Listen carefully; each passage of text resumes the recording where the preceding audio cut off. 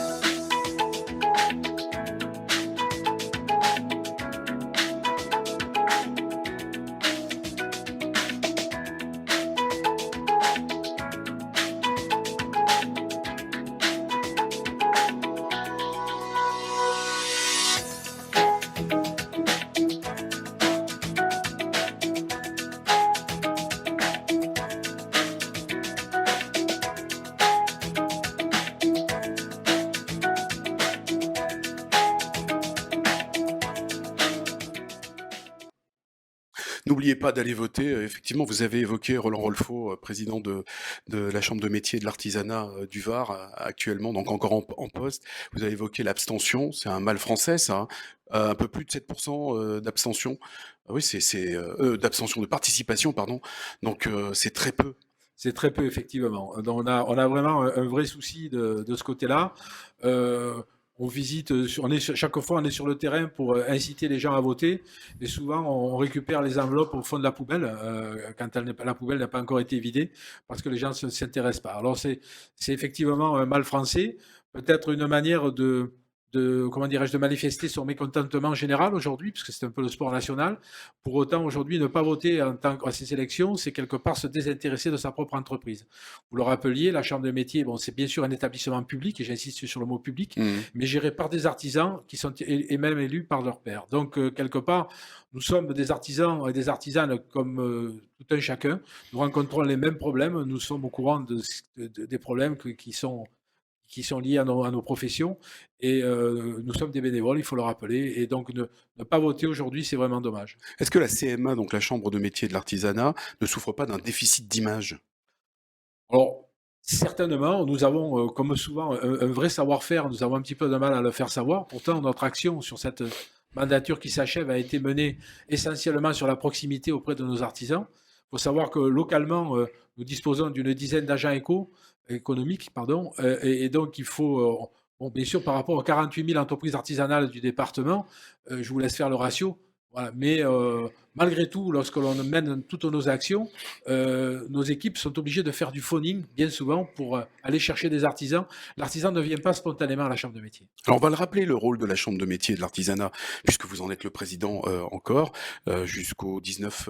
Jusqu'au 19. Alors en fait, Oui, parce que les résultats les seront résultats seront promulgués le communiqués 19, mais en réalité, il y aura le 19 19, on octobre. saura, si j'ose dire, à quelle sauce on est mangé, mais en réalité, il y aura une assemblée générale d'installation régionale qui se fera en préfecture de région. La date n'est pas encore fixée, mais ce sera aux alentours de la mi-novembre. Alors le rôle de la chambre de métier et de l'artisanat, Roland Rolfo. C'est drôle, mais au départ, c'est un rôle, j'ai envie de dire, on a un rôle régalien, c'est-à-dire que les gens viennent s'inscrire et viennent se radier. Et puis, on a ce rôle aussi comment dirais-je, de gardien du temple avec le répertoire des métiers. Tout ça va changer avec la loi Pacte, le dernier acte qui se met en place à la fin 2022, où le répertoire des métiers disparaît. Il y aura un registre national des entreprises. On aura juste là-dessus un rôle de contrôle pour vérifier que, je dirais, les gens qui s'inscrivent en tant qu'artisans ont bien un diplôme ou un titre qui permet de le faire. Et concernant le centre formalité des entreprises, nous avons pour l'instant un monopole qui va disparaître puisque nous continuerons à faire des formalités, mais aujourd'hui, il y aura un dispositif qui permettra de s'inscrire en ligne et n'importe qui pourra s'inscrire depuis n'importe où, si j'ose dire. On a l'impression justement que la chambre de métier et de l'artisanat est utilisée par les artisans, par les professionnels, uniquement lorsqu'il y a une création. Mais ensuite, il y a tout le rôle de l'accompagnement qui n'est pas connu ou pas assez sollicité. C'est ce rôle-là, effectivement, que je dirais qu'il faut qu'on mette en avant. On a effectivement tout un tas d'opérations. Là, aujourd'hui, on a par exemple une opération de diagnostic numérique qui a été commandée par le gouvernement, donc qui a été déclinée en région et en département. Il faut savoir que la région Sud a fait les meilleurs scores en matière de diagnostic numérique, et à la fois sur le plan quantitatif et sur le plan qualitatif, nous finissons premiers sur l'enquête de satisfaction avec plus de 90%. Alors, concrètement, qu'apporte la chambre de métier et de l'artisanat aux professionnels? On va peut-être laisser, peut-être si Thierry Bion veut prendre la parole, de la CAPEB et de l'U2P. J'ai dit l'U2B tout à l'heure, c'est l'U2P VAR. Si vous voulez répondre, Thierry Bion. La chambre des métiers, ce qu'elle peut apporter à l'artisanat, tout simplement la pérennisation de leur entreprise, les faire grandir. Elle peut leur apporter tout ce qu'ils ont besoin tout au long de leur vie de l'entreprise. Aussi bien les formations, aussi bien les contrats d'apprentissage, parce qu'il ne faut quand même pas oublier que la chambre, elle a quand même 7 CFA. Donc elle peut et elle fait les formations, l'apprentissage. Donc ils ont besoin d'un apprenti. Ils ont besoin d'une question sur le numérique. Roland l'a déjà dit. La chambre, elle est là. Ils ont besoin de savoir où est-ce qu'en est leur entreprise. Il y a des actions bien spécifiques qui sont gratuites pour le chef d'entreprise. Donc ils peuvent le demander. Il y a un agent éco qui se déplace de la chambre, qui va les voir dans leurs entreprises en posant des questions tout à fait banales. Et à partir de là, ils auront un retour et ce qu'ils doivent faire et ce qu'ils doivent mettre en place.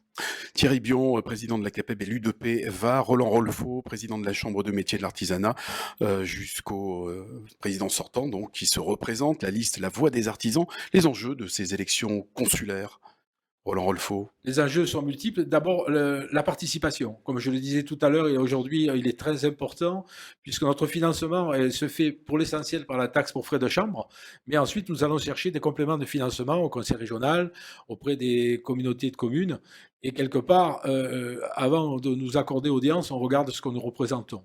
Et si on arrive avec 8% de participation, on n'intéresse pas forcément tout le monde. Donc déjà, ça c'est la première chose. Les enjeux, c'est quoi? C'est aussi comme le disait à l'instant Thierry, cet accompagnement auprès de nos ressortissants.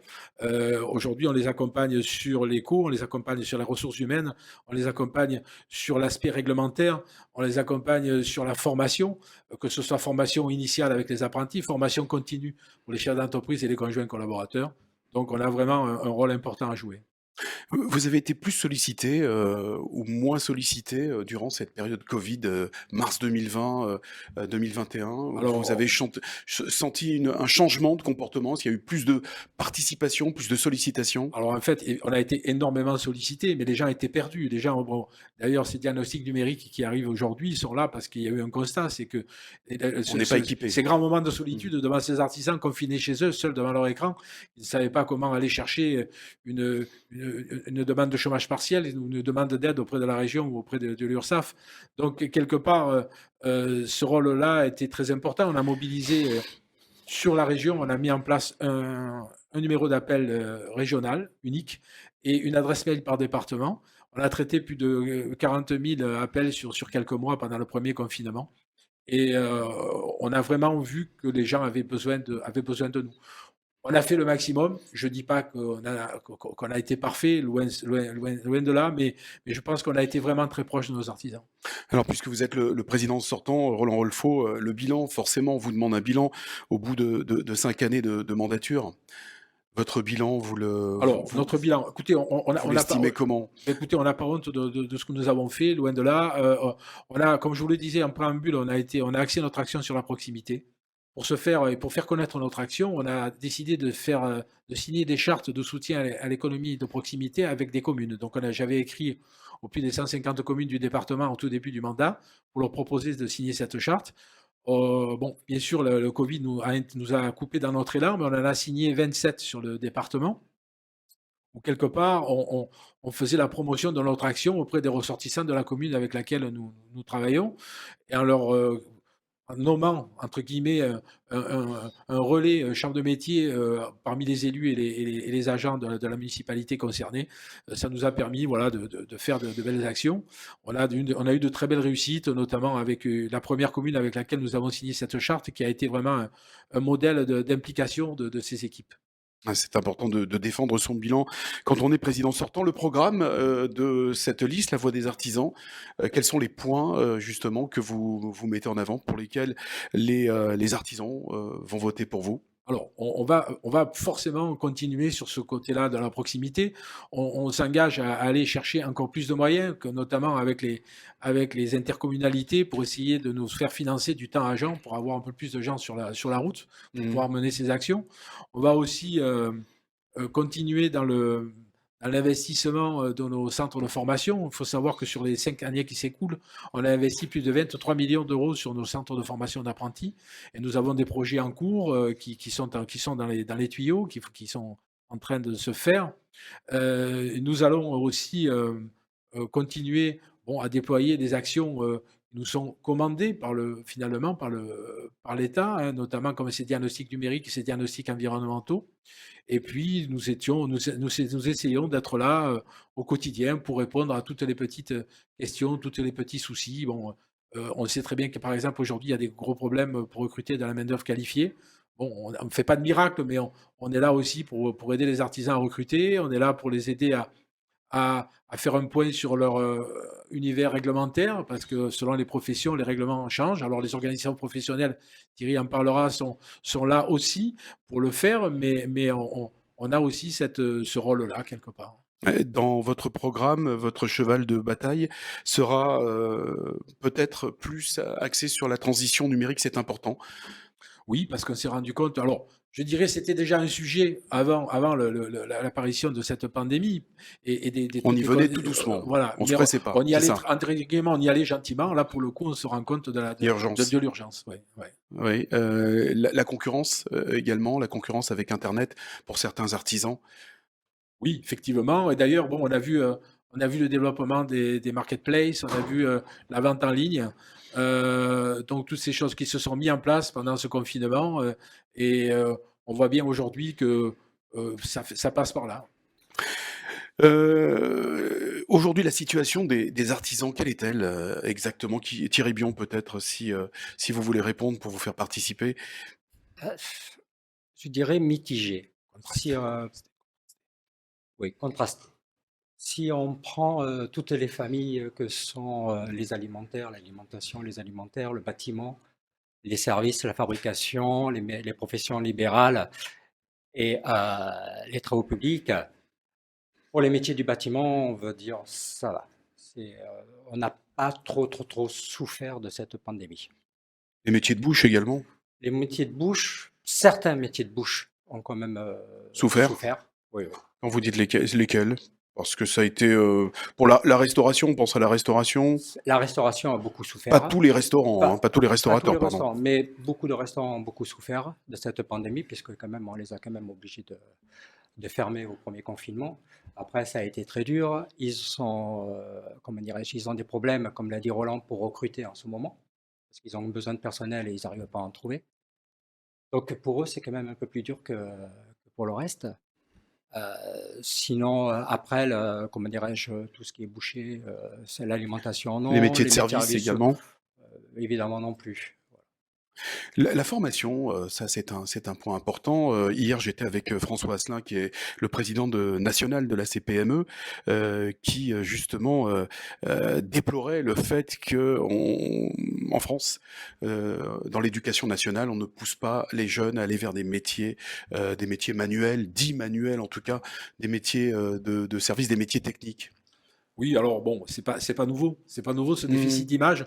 Par contre, aujourd'hui, on a bien conscience, enfin, nos politiques ont bien conscience de. Est-ce que vous allez travailler plus justement dans Écoutez, oui, forcément. pour renverser la tendance? Oui, tout à fait. On a deux choses. Bon, j'ai indiqué à l'instant les investissements que nous faisons dans nos CFA et donc ce qui veut dire que nous y croyons fortement.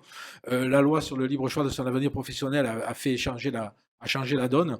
Les aides gouvernementales avec les 5 et 8 000 euros en fonction de l'âge pour les apprenants la première année a dopé quand même la filière. Il faut savoir que de date à date, du 1er septembre 2020 au 1er septembre 2021, sur la région PACA, nous affichons plus 20,48% en termes d'effectifs, sachant qu'on fait un point tous les mois du 1er septembre au 31 janvier, au 1er février, qui est la période, je dirais, importante pendant laquelle les CFA se remplissent, sachant que malgré tout, on peut aujourd'hui rentrer en apprentissage tout le long de l'année. Et quels sont les métiers dans lesquels il y a des carences en matière d'ouvriers, de salariés, de main-d'œuvre? C'est une question. J'ai envie de dire tous, pratiquement, enfin tous les métiers, puisque quand vous demandez aux professionnels, que ce soit dans l'automobile, que ce soit les bouchers, les boulangers, moi je vois fleurir des annonces partout, de gens qui cherchent de la main-d'œuvre qualifiée. C'est cette reprise économique, cette relance qui, quelque part, nous donne un coup de booster et un coup de, je dirais, un coup d'air, en même temps, provoque cette pénurie de main-d'œuvre qualifiée, c'est très compliqué. Hein, vous avez justement foi en l'avenir avec cette relance économique, des chiffres qui sont assez satisfaisants, plus 6,25 de progression sur l'année 2021, plus 4 sur l'année 2022. Moi, je suis quelqu'un de naturellement optimiste, donc je me dis, même si je ne suis pas dans un monde de bisounours, mais disons que je suis quand même assez confiant en l'avenir. Je veux dire, nous sommes dans un beau pays, nous sommes dans un pays où le gouvernement a su prendre la mesure du soutien qu'il fallait faire pour les entreprises, pour le monde économique, ce qui permet aujourd'hui de repartir dans d'assez bonnes conditions, même si rien n'est parfait. Il y a 198 000 artisans, hein, je crois, sur la région, Oui. 45 000, je crois, dans 48 000 dans le 48 000 dans le Var. Ouais. Ça se situe comment, ce chiffre, par Alors, rapport dans à le Var, on est 70 000. 70 000 artisans? 70 000 artisans et 48 500. C'est satisfaisant, ce chiffre? Écoutez, se dire satisfaisant. Comment je pourrais vous dire? Bon, il faut savoir que depuis quelques années, plus de 70% des immatriculations se font sur le thème de la micro-entreprise. Donc, quelque part, tout ce que l'on souhaite, c'est que ces gens puissent franchir le pas au bout de 2-3 ans d'activité et devenir des artisans à part entière. Parce que tant que les resteront dans le statut de micro, ils ne formeront pas d'apprentis notamment, et pour nous c'est important cette transmission de savoir-faire. Micro-entreprise, donc les travailleurs individuels, en fait, hein, c'est Oui, ça. mais il peut y avoir des entreprises individuelles qui sont matriculées en tant qu'artisans. Hein, voilà. La micro-entreprise étant un dispositif qui permet aux gens de s'essayer sur une activité sans être sûr de pouvoir continuer. Alors, je ne sais pas combien de temps il nous reste exactement pour cette interview, parce qu'on donne effectivement le même. Il reste 4 minutes, voilà. Donc, on a le temps. Les premières actions que vous allez mener, Roland Rolfo, si vous êtes réélu, si vous êtes porté à nouveau à Alors, votre il y a des poste. actions qui sont déjà dans les tuyaux, c'est-à-dire que, bon, vous savez, le temps consulaire n'est pas le même que le temps de l'entreprise. Nous allons mettre en place un outil de la gestion client pour qu'il y ait un guichet unique. Pour qu'il y ait un guichet unique d'accueil avec la possibilité pour l'artisan qui se connecte à la chambre de métier par téléphone ou par mail de pouvoir, je dirais, être immédiatement dirigé vers le service qui l'intéresse. Nous allons continuer dans la proximité, comme je vous le disais. Nous allons continuer et accentuer encore notre, je dirais, le développement de nos outils de formation. Voilà pour l'essentiel. Qu'est-ce qu'il faut pour les artisans aujourd'hui, si vous aviez des requêtes à formuler pour les artisans? Qu'ils ne restent pas seuls. Ils ne restent pas seuls. C'est vrai qu'on s'appelle tous des travailleurs indépendants. Le drame, c'est que les gens qui sont seuls aujourd'hui, quelque part, quand tout va bien, ça va, mais que dès l'instant où il y a une difficulté, ils n'hésitent pas à se tourner à la fois vers leur organisation professionnelle et aussi vers la chambre de métier. Ça va passer par plus de communication aussi, ça c'est important. Aller plus vers les artisans. Oui, tout à fait, tout à fait. C'est notre, comment dirais-je, ça a été notre fil conducteur pendant cette mandature, mais je pense qu'on va encore l'accentuer. Justement, par quels moyens? Eh bien, en allant chercher des moyens, puisque, comme je vous le disais, si on prend le département du Var, on a environ une dizaine d'agents économiques capables d'aller sur le terrain. Aujourd'hui, pour dépasser ce chiffre, il faut qu'on aille chercher des compléments de financement et on ira les chercher auprès du conseil régional, notamment, et auprès des intercommunalités. Alors, j'avais une question, vous pouvez y répondre tous les deux, hein. Thierry Bion, président de la CAPEB et l'UDP Var, et Roland Rolfo, président sortant de la Chambre de métiers et de l'artisanat. Le projet de la fusion des chambres des métiers et de chambres de commerce. Si vous voulez en dire un mot, peut-être Thierry Bion. Alors, on va faire court. Il est hors de question que les chambres de métier fusionnent avec les chambres de commerce. Tout simplement parce que l'artisanat perdra son identité. C'est tout. Roland Rolfo, vous êtes sur la même position? Oui, tout à fait. Alors, il faut savoir que déjà, techniquement aujourd'hui, les chambres de métiers, nationalement, sont toutes régionalisées, ce qui n'est pas le cas des CCI. Donc déjà, on ne pourrait pas fusionner une structure départementale et une structure régionale. Si le gouvernement obligeait les CCI à se régionaliser, on fusionnerait, entre guillemets, des gros et des petits. Et on sait ce qui se passe dans ce cas-là, le petit disparaît. Voilà. Et donc les artisans ne seraient plus représentés. Donc aujourd'hui, pour nous, c'est une question de survie, de sauvegarde. Bien sûr. Moi, j'ai de très bons rapports avec la Chambre de commerce et avec son président Jacques Bianchi. Par contre, travail en commun, oui, mais chambre à part. D'accord, on va rester sur cette formule. Effectivement, vous avez jusqu'au 14 octobre pour voter artisan votons, alors artisan au pluriel votons toutattaché.fr pour exprimer votre voix. Il y a 2 listes en lice, justement, donc la voix des artisans que vous venez de recevoir avec Roland Rolfo, président de la Chambre de métiers sortant et de l'artisanat sortant, et Thierry Bion de la CAPEB et de l'UDP Var. Messieurs, je vous remercie. Merci à vous. Merci. Bonnes élections et merci de nous avoir suivis sur Info 83.